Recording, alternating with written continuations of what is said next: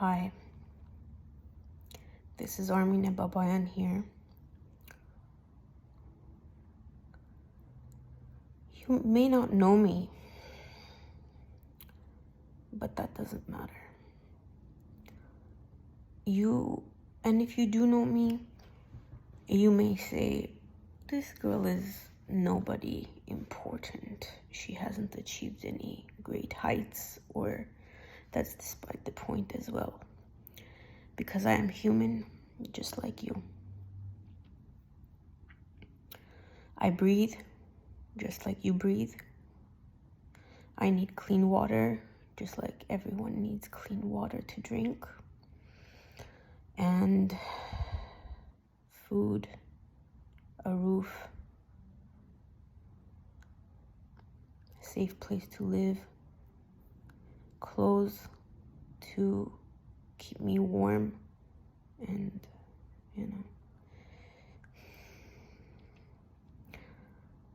a job, so on and so forth. Some basic human things, right?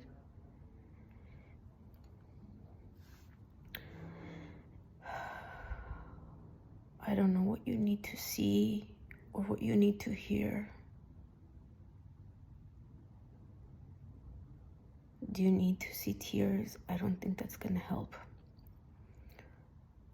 I already tried that. I don't think that does anyone any good. If it does anyone good, it's the enemy.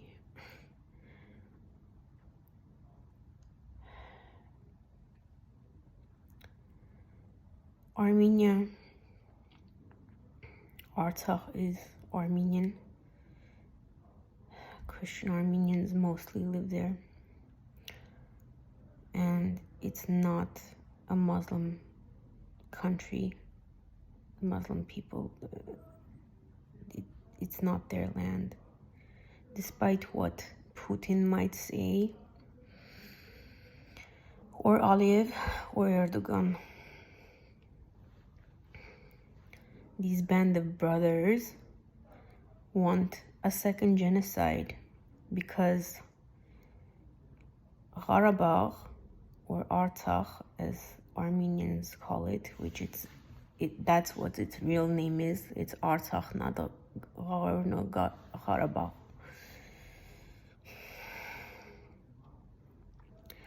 This land is a very rich and resource-filled land that is a jumpa away, a path to Iran, which has oil. Okay, this is the most important piece of information that you need.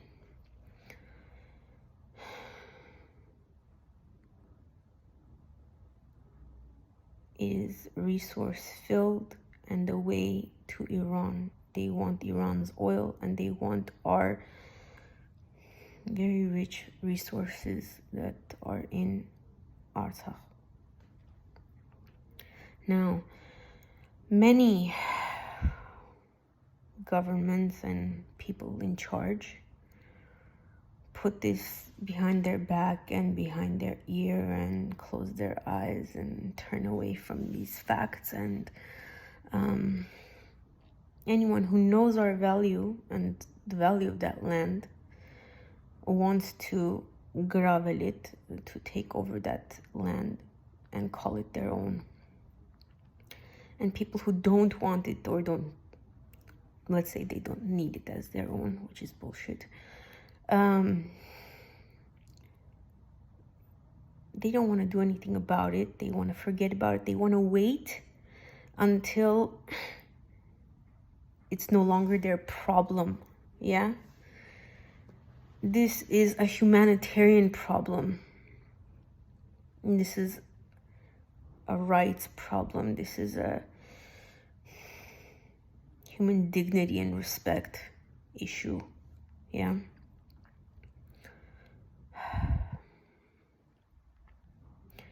If you care about people being kind to you, respecting you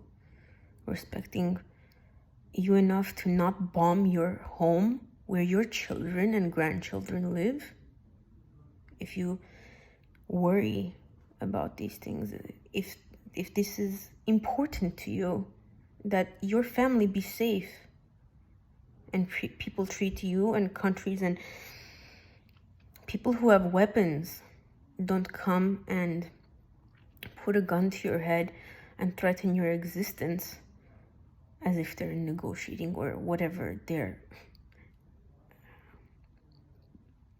excuse is for that treatment.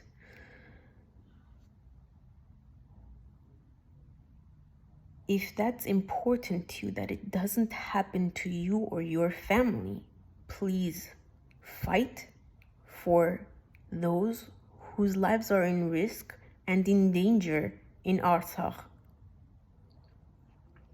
and the soldiers that are defending Armenia proper on the borderlines. For the past 30 or more years, let's say since 1990, when we got our independence from the USSR, we fought to get our independence and we're fighting to keep it. The maintenance of this necessity is very difficult.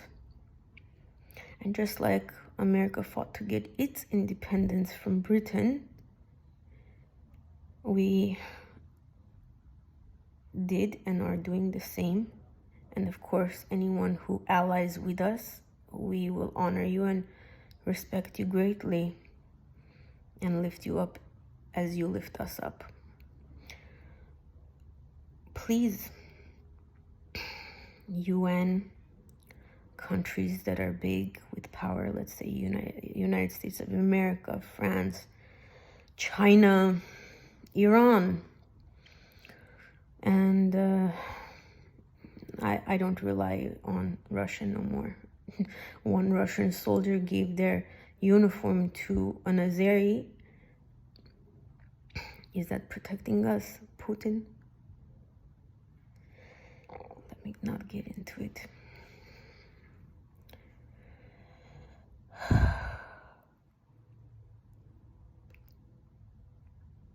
US troops are in Armenia now.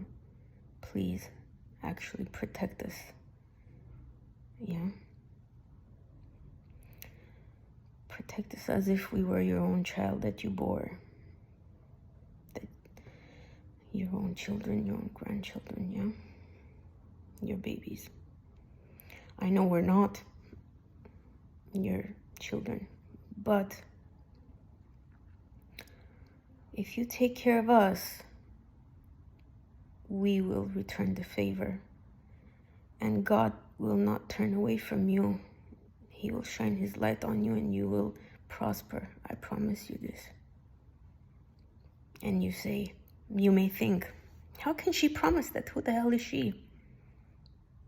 There are some things that I feel, and no, I'm not like some clairvoyant or psychic, no. But I'm a very sensitive person. And what I feel, I know.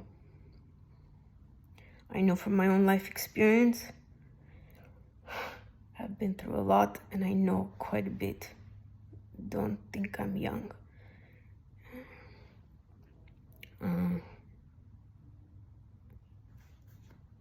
I'd like to say or think I'm wiser than I know, or that you may know.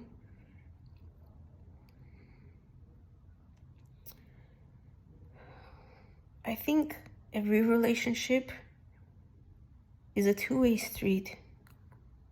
Whatever you give, that's what you get. The relationship with God, with your parents, within countries, any two people or entities, there is no such thing as a one-way street. Not metaphorically, at least. Yeah? So, you give hatred,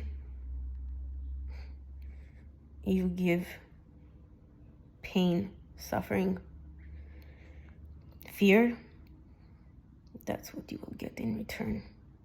Muslim Turks and Azeris. And Putin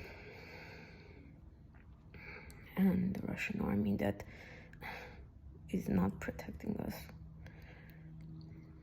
On the contrary, you turn against us.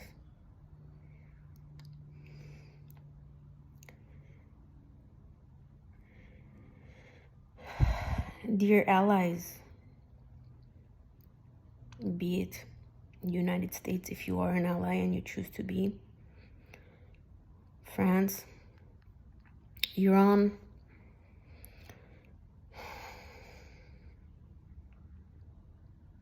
so on, major powers and countries and governments and kings, dare I say, whoever is your ruler, whichever bank sponsored your campaigns, yeah? Dear banks and oil owners and those with money and power, yeah? I speak to you because in the game of chess, a soldier in real life can be as strong as he can be, or she. But a pawn on a chessboard is worth 1 point. But the king and queen on a chessboard, as in war, are the ones that with a word, they can stop the war, they can stop, they can make peace if they're peaceful people. And if the rulers are not peaceful people, they will do war. If you are greedy sons of bitches, you will want more land, more oil, more resources, more. There is no end, and there will never be any end. If you want and are never content and satisfied with what you have, you may run to the ends of the universe and back, and you will still be hungry. But United States, their aim was to reach the Pacific coast. They did that, assuming they're content. If they are, I'm not sure, I don't know. If United States, dear Biden, and your bankers that funded your campaign, and if you are content with what you own, I commend you, and get it, yeah? I'm happy and glad for you, yeah?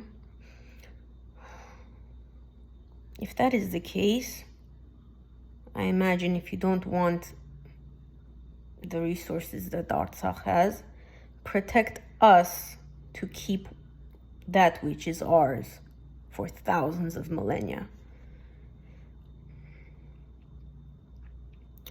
If you are hungry, don't disguise help as don't disguise your troops being in our country as help, which if it isn't, don't lie that it is. If it is true that you actually are going to help, then actually help, do the actions.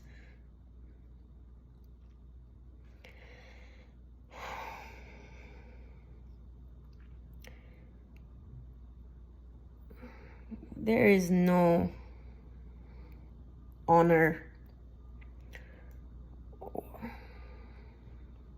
in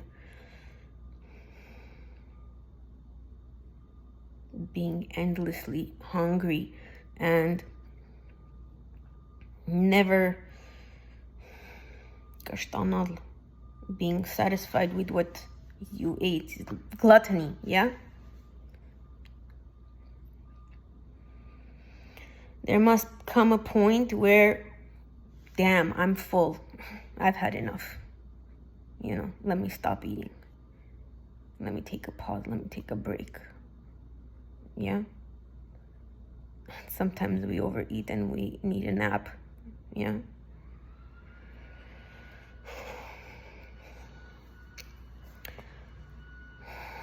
When you feel you've had enough, and if you'd like a slim figure, something,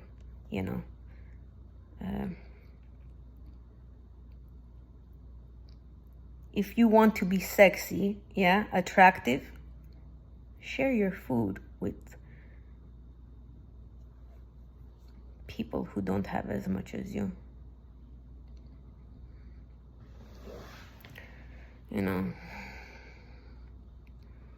They say sexy is a very attractive word, and it appeals to many people. I'm not saying all. Some are very wise and know better. I'm not saying you're not wise. That's not what I meant. What I mean is, if the word sexy appeals to you, don't be gluttonous. If gluttony appeals to you, and let's say you're Christian, it's one of the 7 deadly sins, and if you're not Christian, gluttony is not very good for your health. And I'm not just talking physical health. I'm talking about also mental, emotional, spiritual health. Always wanting more.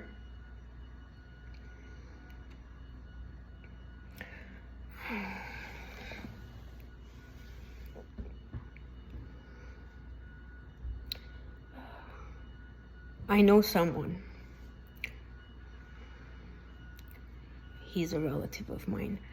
When he first came to this country, he met a very rich man with a gorgeous big house, mansion, and he was doing work for this rich man. Let's say he was remodeling his house or whatever. I don't really know what he was doing or how he met this guy. It's not the point. So my relative, he thinks, I wish I had what he had. Later on, he found out, not too far later, not too much time passed, that this man's child was in drugs and thus overdose, died. Now, who should we envy? Who is the one,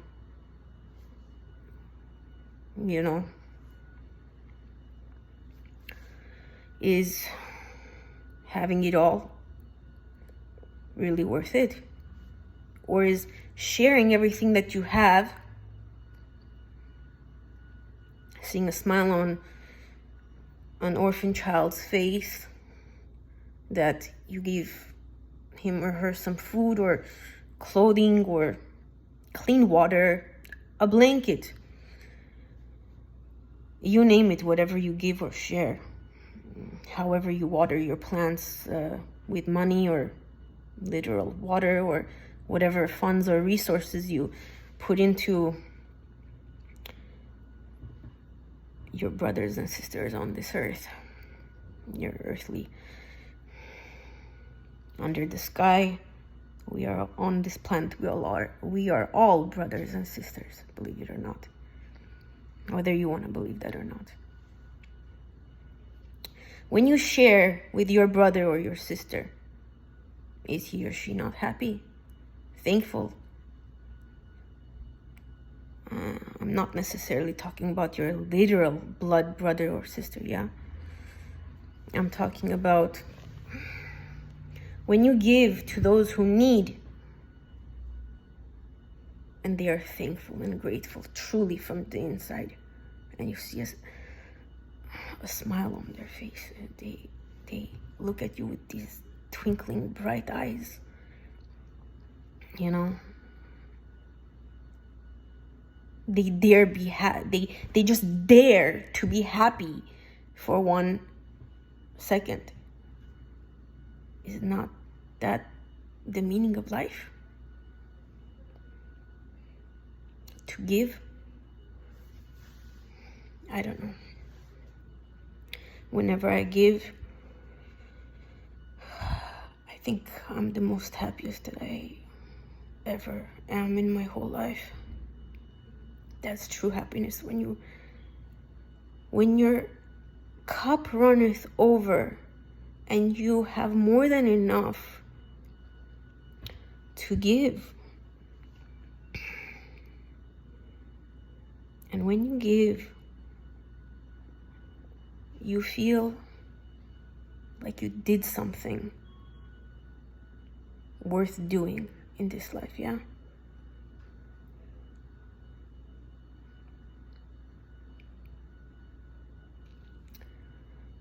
You will feel good about yourself. That's an understatement. You will feel extremely good about yourself when you help those in need any and every possible way that you can. You will not regret it. Thank you for your time.